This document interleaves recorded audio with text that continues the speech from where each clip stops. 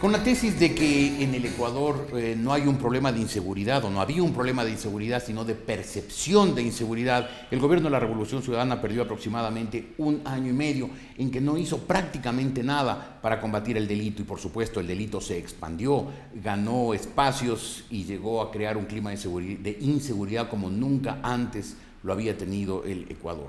¿Qué se puede hacer al respecto? Un experto en temas de seguridad, el doctor Ricardo Camacho, está hoy en la República.es. Doctor, ¿cómo está usted? Buenos días. Gracias, Jorge, un placer acompañarle. ¿Qué hacemos? Bueno, yo pienso que el tema de inseguridad ha desbordado, yo diría, América Latina. Yo quisiera, usted me permite 10 segundos. Por favor. El presidente Colón, a propósito de la muerte del cantautor hace 4 o 5 días de Facundo Cabral, ha dicho una frase muy importante, si usted la analiza. Dice que Guatemala está a 5 minutos de ser un estado fallido. Y si analizamos México, está en el mismo camino de ser un estado desestructurado. ¿A qué nos lleva a decir esto? O sea, que porque los otros países mal, nosotros debemos estar contentos, ¿no es así? Bueno, pero hay países como, menciono Uruguay, menciono Chile, menciono Costa Rica. Sí, un promedio de una tasa de homicidio de entre 15 y 18. Bueno, los niveles de inseguridad son inferiores, la gente sale a la calle con más tranquilidad de lo que trabajo, fuentes de trabajo, etcétera. Exacto. Economías más prósperas, no se ha metido el socialismo del siglo XXI, es decir, hay una economía más dinámica y... Conversábamos fuera de cámaras con usted sobre un artículo que yo escribí hace unos 2 años donde yo escribí que yo pensaba que en el Ecuador no existía el crimen organizado y me negaba a creerlo, porque la gente como que se sentía feliz de que existe el crimen organizado en el Ecuador. Hoy yo tendría que ratificar, decir que tal vez me equivoqué. Hoy, en el Ecuador de julio del 2011, yo creo que el crimen organizado está presente en el Ecuador, especialmente en las grandes ciudades como Quito, pero especialmente en Guayaquil. En Guayaquil vivimos una guerra entre bandas en donde hay un apropiamiento de estos carteles, especialmente de Sinaloa, por apropiarse del mercado, especialmente de la droga. Si usted ve, Jorge, aquí en el Ecuador se lava aproximadamente, según los estudios, 1.100 millones de dólares.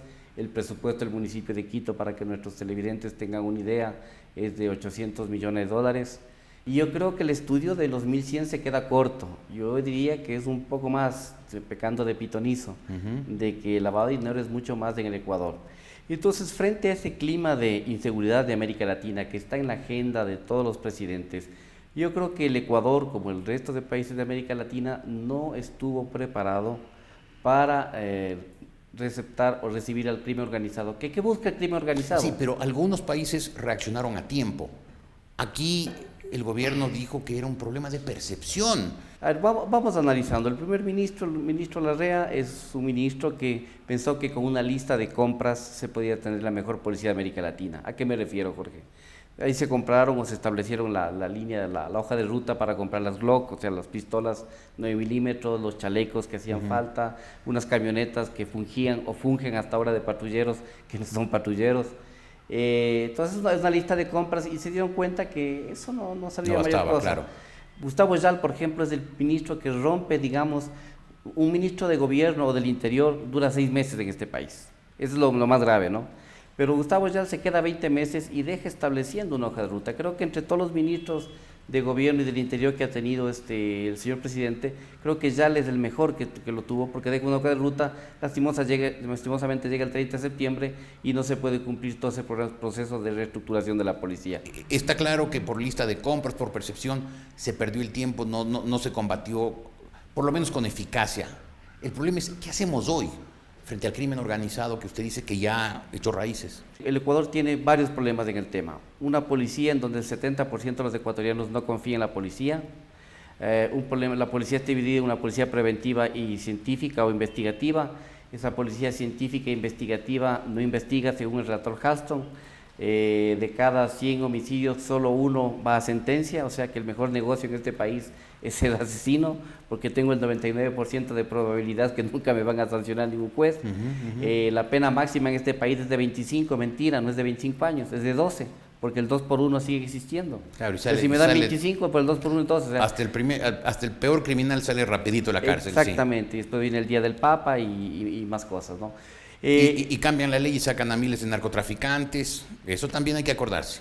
De ahí tenemos otro problema, una policía en donde entonces hay que hacer una seria reestructuración, en donde yo creo que hay 40.000 hombres que visten con honor, hombres y mujeres que visten el uniforme con honor, pero también tengo el convencimiento, Jorge, de que el crimen organizado ha penetrado, yo no sé, en unos niveles un poco altos en la policía y en varios estamentos, porque creo que el crimen organizado busca es socavar los cimientos del Estado hasta lograr sustituirlo. Por eso yo me negaba a creer en el crimen organizado. ¿Pero usted cree que hoy ya el crimen organizado penetró la policía?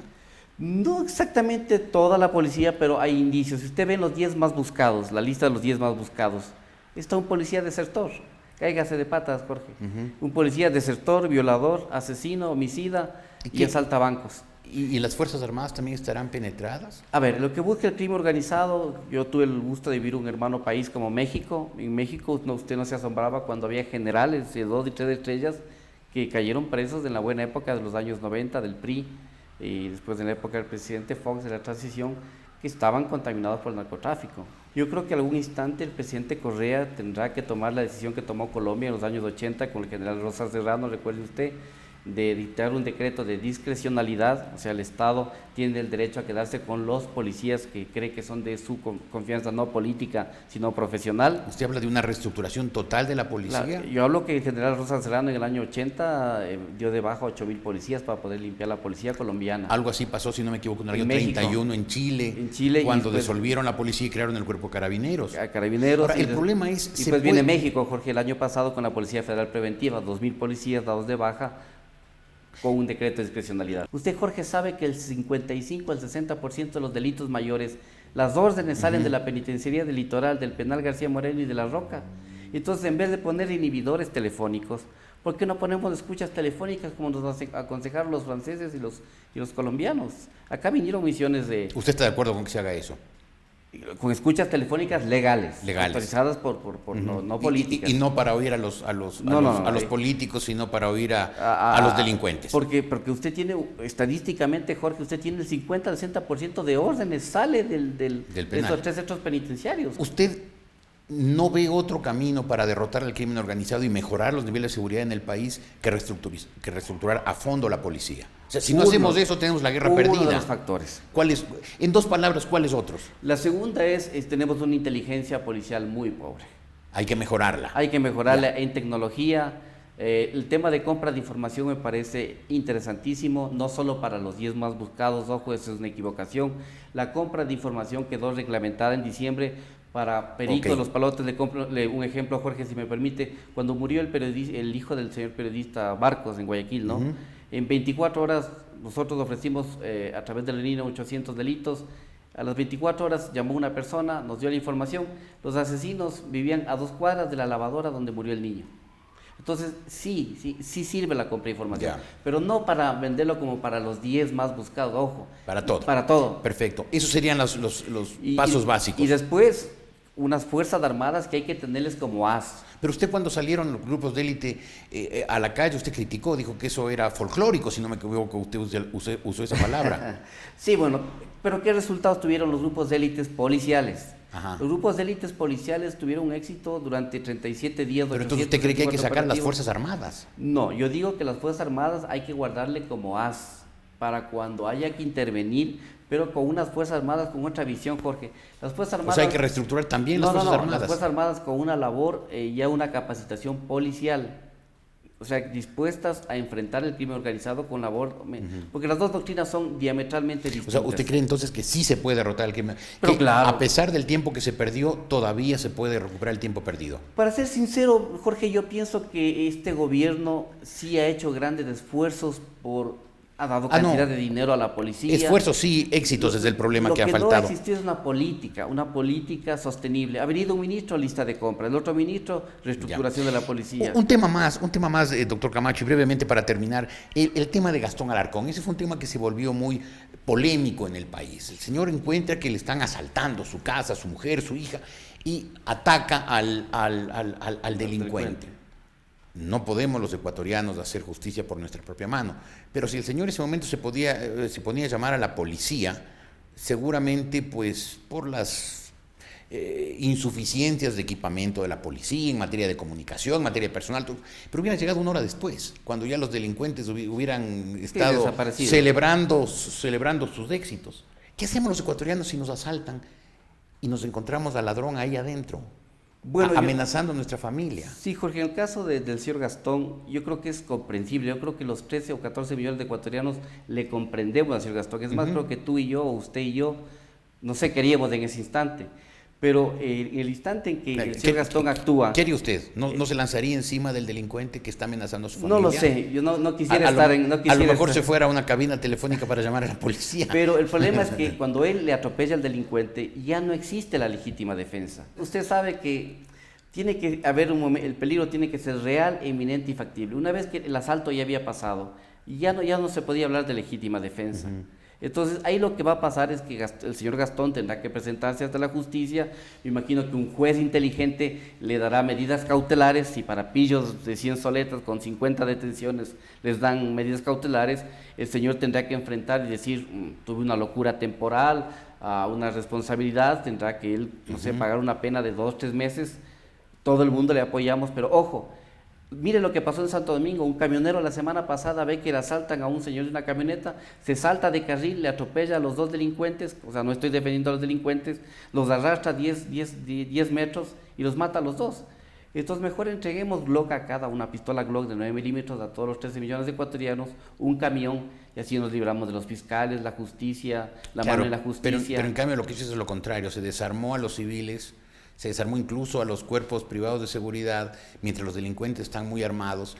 Y claro, mucha gente, y yo obviamente no puedo estar de acuerdo con la justicia por mano propia, la vindicta no puede ser personal.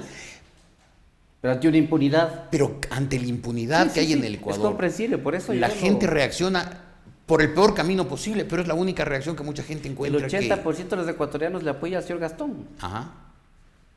Pero el problema es que nosotros tenemos que reflexionar que vivimos de un mundo civilizado, Jorge, y por eso es que esa impunidad que habla Halston en la policía, en el sistema de justicia, un criminal de los homicidas, solo un homicida es de 100, uno es sancionado por la justicia.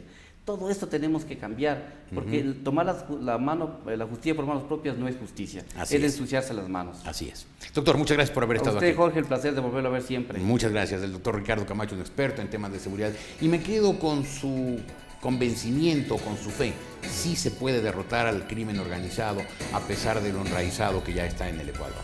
Seguimos en la República.